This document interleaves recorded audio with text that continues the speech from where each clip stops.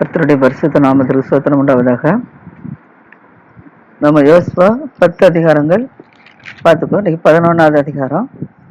11வது அதிகாரத்தில் என்னன்னா, இஸ்ரேல் ஜனங்களுக்கு விரோதமாக யாபீன் இந்த ராஜா என்ன செஞ்சாருன்னா, யோசுவா எல்லாத்தையும் முறியடிச்சிட்டு வர்றதை, நிறைய ராஜாக்கள்லாம் முறியடிக்கிறதை எல்லாம் பார்த்தோம். இப்போ இது வரைக்கும் பார்த்தோம். இல்லை, ஒரு 8 ராஜாக்கள் என்ன செஞ்சாரு, போன அதிகாரத்தில் முறியடித்ததை நம்ம பார்த்தோம். இப்படி ஒவ்வொரு தேசத்துக்கும் சென்று ஒவ்வொரு ராஜாக்களையும் முறியடித்து அந்த பட்டணங்களாம் தனக்கு சொந்தமாக்கி கொள்கிறத ஆசோரின் ராஜாவாகிய யாபீன் என்ன செய்யறான், கேள்விப்படுறான். கேள்விப்பட்ட உடனே அவன் இப்போ என்ன செய்யறான் அப்படின்னா, துணைக்கு என்ன செய்யறான், ஆட்களை தேடுதான். எப்படியா நம்ம போய் என்ன செஞ்சிடணும், அந்த இஸ்ரேலை என்ன செஞ்சிடணும், முறியடிச்சிடணும் அப்படின்னு சொல்லிட்டு தனியா போனா முறியடிக்க முடியாதுங்கிறதுனால பல நாட்டு மக்களை என்ன செய்யறான், ராஜாக்களை அழைச்சிட்டு போறான். அழைச்சிட்டு போய் என்ன செய்யறான், அவங்களோட யுத்தம் பண்ணி ஜெயிக்கலான்னு போறான். ஆனால் அவன் என்ன செய்யறான், தோந்து போயிடறான். அவன் முறியடிக்கப்பட்டுருவான்.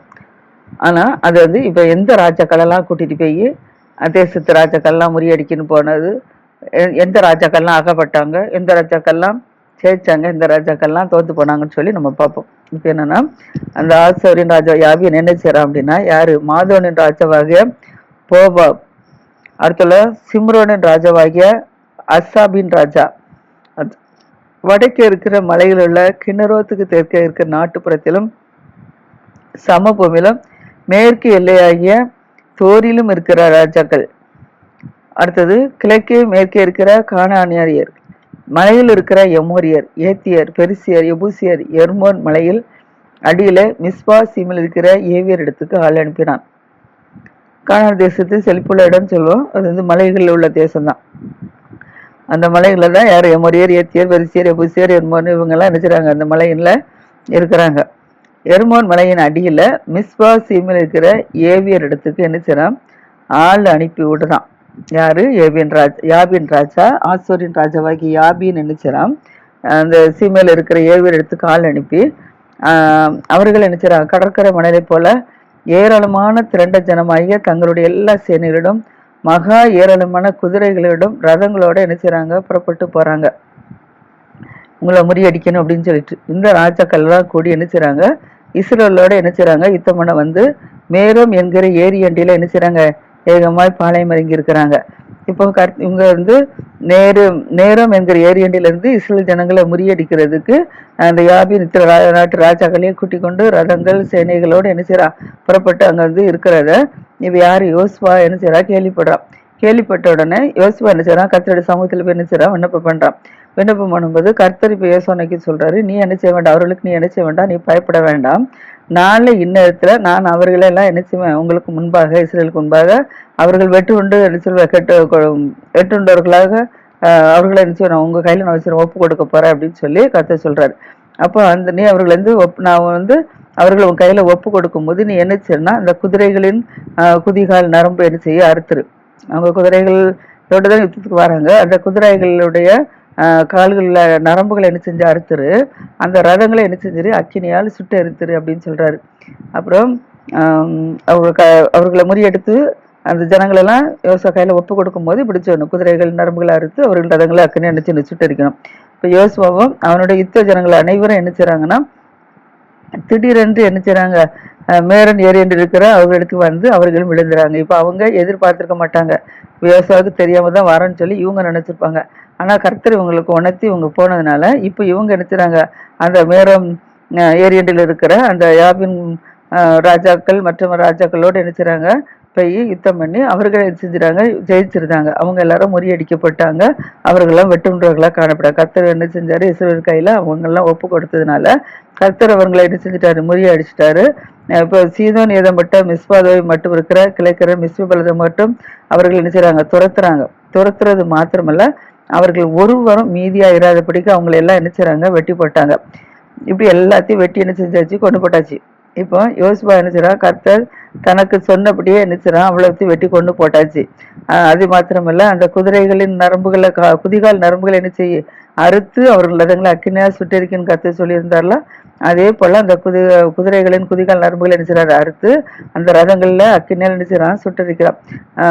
இப்படி குதிகால் நரம்புகளெல்லாம் அறுத்து சுட்டரிச்சுட்டு அடுத்தல என்ன செய்யறான் யோசுவா இப்போ திரும்பி என்ன செய்யறான் நேராக ஆசோர் பட்டணத்துக்கு வரான். ஆசோர் வந்து என்ன செய்யறான்னா அந்த ராஜாவை என்ன செய்யறான் ஆசோரை பிடித்து அதன் ராஜாவை என்ன செய்யறான் பட்டயத்தினால் வெட்டிப்படுது. ஆசோர் ராஜா யாரு? யாபியன்.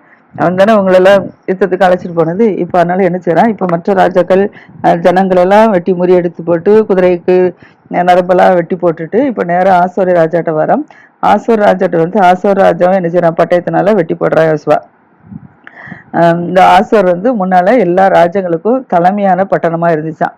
எல்லாத்துக்கும் தலைமையான பட்டணமா இருந்ததுனாலதான் அவங்கெல்லாம் யாபின் கூப்பிடும் போது மற்ற நாட்டு மக்கள் என்ன செஞ்சாங்க அவங்களோட யுத்தம் பண்ண வந்தாங்க. இவர் தலைமையா தாங்கலைன்னா வர முடியாது.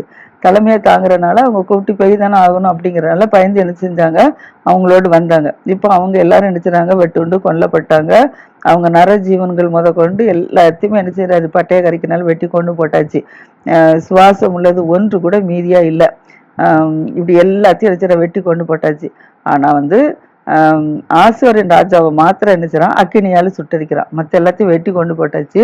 ஆசோரின் ராஜாவை மட்டும் என்ன செய்யறாங்க அக்கினியால சுட்டரிக்கிறாங்க. அந்த ராஜாக்களுடைய எல்லா பட்டணங்களையும் எல்லா ராஜாக்களையும் யோசுவா என்ன செஞ்சுட்டான் பிடிச்சிட்டான். பிடிச்சிட்டு பட்டய கறிக்கினால் என்ன செய்யறான் வெட்டுறான். வெட்டி கர்த்தருடைய தாசனாகிய மோசே கட்டளையிட்டபடி அவர்களை என்ன செய்யறான்னா சங்காரம் பண்ணி முடிக்கிறான். இப்படியாக யோசுவா என்ன செய்யறான்னா எல்லாவற்றையும் எல்லா ராஜாக்களையும் முறியடித்து எல்லாத்தையும் என்ன செய்யறான் வெட்டி கொண்டு போட்டான். ஆனா யாசோரை மாத்திரம் என்ன செய்யறான் அக்கினியால சுட்டரிக்கிறான். இப்போ யாசோரை அக்கினியால சுட்டரித்து முடிச்சுட்டு அடுத்தபடியாக என்ன செய்யறான் அப்படின்னா நேர இந்த அரணிப்பாக இருந்த எல்லா பட்டணங்களை எல்லாம் என்ன செய்யறான் இஸ்ரவேலர்கள் என்ன செய்யறாங்க சுட்டரித்து போடாம வச்சுட்டாங்க. அரணிப்போடு இருந்த பட்டணங்கள் மட்டும் இதெல்லாம் மட்டும் என்ன செய்யறாங்க இஸ்ரவேலர்கள் அப்படியே சுட்டரித்து போடாதபடிக்கு என்ன செஞ்சுட்டாங்க வச்சுட்டாங்க. ஆனா ஆசாரை மாத்திரம் என்ன செஞ்சுட்டாங்க யோசுவா சுட்டரித்து போட்டுட்டான். ஆசாரை சுட்டரிச்சு மற்றெல்லாம் சுட்டரிச்சு போட்டல எல்லாத்தையும் ஜனங்களை தான் வெட்டி கொண்டு போட்டிருக்காங்க. ராஜாவை மட்டும்தான் ஆசோ ராஜா யாபினை தான் அக்கினியால சுட்டரிச்சிருக்கிறாப்புல. மற்றெல்லாம் மக்களெல்லாம் வெட்டி கொண்டு போட்டிருக்காங்க. ஆனால் பட்டணத்தை என்ன சுட்டரிக்கல. இப்போ அந்த பட்டணத்தில் உள்ள மிருக ஜீவன்கள் அந்த பட்டணத்தில் உள்ள கொள்ளை பொருள்கள் எல்லாவற்றையும் என்ன செய்றாங்க இப்போ இஸ்ரேல் புத்திரர் தங்களுக்குன்னு எடுத்துக்கொண்டாங்க.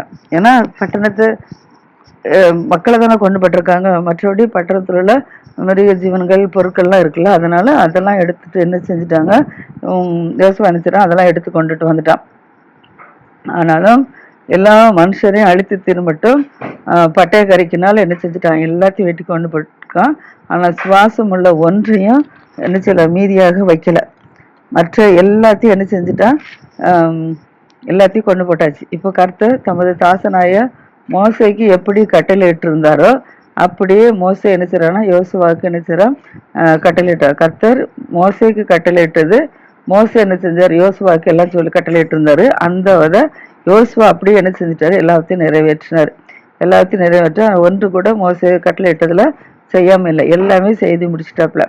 இந்த பிரகாரமாக யோசுவா என்ன செய்யறான் சேயிருக்கு ஏறி போகிற ஆலாக் மலை துவைக்கு லீபனோன் மலைத்தாக்கில் எர்மோன் மலையடியில் இருக்கிற பாகால் காட் மட்டுமல்ல முழு தேசமாகிய மலைகள் தென் தேசம் இதெல்லாம் என்ன செய்யறான் கோசே நாடு சமனான பூமி அதில் உள்ள நாட்டுப்புறத்தில் உள்ளது எல்லாமே இஸ்ரேல் மலைகள் அதில் சம்பவம் எல்லாத்தையும் என்ன செய்யறான் பிடிச்சாச்சு. பிடிச்சு அவைகளின் ராஜாக்களையும் என்ன செய்யாது பிடித்து அவர்களையும் என்ன செஞ்சாச்சு வெட்டி கொன்று போட்டாச்சு. இப்படி அவைகளின் ராஜாக்கள்லாம் பிடிச்சு அவைகளை வெட்டி கொண்டு போட்டிருக்கான். நான் யோசுவா என்ன செய்யறான் நெடு நாளா என்ன செய்யறான் அந்த ராஜாக்களோடு கூட என்ன செய்யறான் யுத்தம் பண்றான். அந்த ராஜாக்களோடு யுத்தம் பண்ணி அவர்களெல்லாம் என்ன செய்யறான் முறியடிக்கிறாப்புல. இப்போ கிபியோனின் குடிகளாகிய ஏவியர்கள் மாத்திரம் என்ன செய்யறான்னா இவர்களோடு என்ன செய்யறாங்க சமாதானத்துக்கு வந்தாங்க. மற்ற எந்த பட்டணத்துல ராஜாக்களும் இவங்களோட என்ன செய்யல சமாதானத்துக்கு வரல. அதனால இவங்க என்ன செய்யறாங்க இவங்களெல்லாம் யுத்தம் பண்ணி அவர்கள் என்ன செய்யறாங்க பிடிச்சிருக்காங்க. இப்போ யுத்தம் பண்ண இஸ்ரேலுக்கு எதிராக வரும்படி அவர்கள் இருதயம் நினைச்சது கடினமாயிற்று. அதனால அவர்களை மேல் என்ன சில இரக்கம் உண்டாகாதபடிக்கு கர்த்தர் மோசைக்கு எப்படி கட்டளையிட்டு இருந்தாரோ அப்படி அவர்கள் எல்லாம் நினைச்சு அழித்து சங்கரம் பண்ண இதெல்லாம் கர்த்தரால் வந்த காரியமா இருந்துச்சு. கர்த்தர் தான் உங்களை அழிக்க சொன்னாரு. அதன்படியாக நினைச்சிடாரு இப்போ அவ்வளோத்தையும் நினைச்சிடாரு அழிச்சு போட்டாச்சு. அதுக்கு அப்படியே இப்போ யோசுவா வந்து மலை தேசமா இருக்கிற எப்ரோன் தெபீர் ஆனாப் இந்த இடங்களில் உள்ள மலைகள் இருக்கிற இஸ்ரேலின் சகல மலைகள் இருந்த ஏனாக்கியரை என்ன செஞ்சாச்சு நிக்கிரகம் பண்ணி அவர்கள் பட்டணையும் கூட என்ன செஞ்சாச்சு, சங்கரிச்சாச்சு. யோசுவா எப்ரோன், மலைதேசமாகிய எப்ரோன், தேபீர், மலைகள் இருக்கிற சகல மலைகள் இருந்த ஏனாக்கியர்கள் என்ன செய்யறது, எல்லாவற்றையும் நிக்கிரகம் பண்ணி அவர்களையும் பட்டணத்தில் என்ன செய்யறது, சுட்ட சங்கரித்து போட்டாச்சு. இப்போ இஸ்ரேல் புத்திர தேசத்துல ஏனாக்கியர் ஒருவரை என்ன செய்யல, மீதியாக வைக்கப்படவில்லை. காத்திலும் அஸ்தரோத்திலும் மாத்திரம் என்ன செஞ்சாங்க, சிலர் மீதியாக இருந்தாங்களாம். மற்றபடி எங்கேயுமே மீதியாக வைக்காதபடிக்கு ஏனாக்கியரெல்லாம் என்ன செய்யறது, வெட்டி கொண்டு போட்டாச்சு. அப்படியே யோசுவா கர்த்தர் மோசனத்தில் சொன்னபடி எல்லாம் எல்லா தேசத்தையும் என்ன செய்யறாரு, பிடிச்சு அதை இஸ்ரவேலருக்கு அவருடைய கோத்திரங்களுடைய பங்குகளின்படி சுதந்திரமாக என்ன செய்யறாங்க, பிரிச்சு கொடுக்குறாப்புல. இப்படி எல்லா மக்களோடும் யுத்தம் பண்ணி இஸ்ரேல் தேசத்தில் உள்ள ஜனங்களுக்கு மோசே யோர்தானுக்கு நதிக்கு அப்புறத்துல என்ன செஞ்சிட்டாரு, 2 கோத்திர மக்கள் பாசான் ராஜாவாய் ஓக்கு, எஸ்போன் ராஜாவாய் இதெல்லாம் என்ன செய்யறாரு, முறியடிச்சு போட்டு அந்த பட்டணங்கள் எல்லாம் என்ன செய்யறாரு, 2 கோத்திரத்துக்கு கொடுத்தாருன்னு சொல்லி பாத்துறோம். இது வந்து இப்போ வந்து இந்த 11வது அதிகாரத்துல இப்ப யோசுவா யுத்தம் பண்ணி எல்லாம் முடிச்சாச்சு. இப்போ ஓய்ந்திருக்கிறாரு. இப்போ 12வது அதிகாரத்துல வந்து யோர்தானுக்கு அப்புறத்துல சூரியன் உதயமாகிற திசை இது எங்க இருக்கு, கிழக்கு இருக்கு. அங்கிருந்து எர்மோன் மலை மட்டும் கிழக்கே சமபூமி எல்லைகளிலும் அங்குள்ள ராஜாக்களை இஸ்ரேல் புத்திரர் எல்லாம் நினைச்சாங்க, முறியடிச்சு போட்டு அவருடைய தேசத்துல என்ன செய்றாங்க, சுதந்திரமாக எடுத்துக்கொண்டாங்க மோசே காலத்துல. அந்த அந்த ராஜா யாரு, மோசே முறியடிச்ச ராஜா தான் யாரு, எஸ்போனின் ராஜாவாகிய சீகோன், அடுத்தல பாசான் ராஜாவாகிய ஓக்கு. இவர்களெல்லாம் என்ன செய்றாரு, மோசே முறியடித்து போட்டாரு. மோசே முறியடித்து போட்டு அங்குள்ள மலையில இருந்த சல்காம், கெசூர், மாகோத்தியர் எல்லை மட்டுமாகிய எஸ்பன் ராஜாவாகிய சீகோன் நிலைய இருந்த பாதி கிளையாத் மட்டும் இருக்கும் பாசனம் அனைத்தையும் நினைச்சாங்க, யுத்தம் பண்ணி அதை இஸ்ரேல் ஜனங்கள் ஆண்டாங்க. அதுதான் அந்த 2 கோத்திரத்துக்கு கொடுத்ததை நம்ம பார்த்தோம்.